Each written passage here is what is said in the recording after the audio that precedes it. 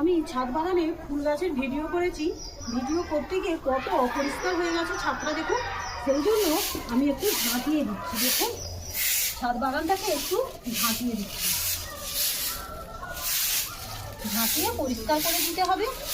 আর এই ছাদ বাগানের কাজ আমি কিন্তু সব নিজে হাতেই করি, বাড়ির কাজও নিজে হাতে করি আর ছাদ বাগানের কাজও নিজে হাতে করি।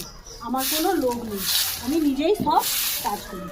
দেখুন, আর লোক দিয়ে এইসব কাজ করা যাবে না, কারণ কোন ফুলে আঘাত লাগবে, কোন গাছে কী হবে, এটা আমার খুব শখের ছাদ বাগান। সেই জন্য আমি এই যে ছাদটাকে ঝাঁপিয়ে পরিষ্কার করে নিচ্ছি।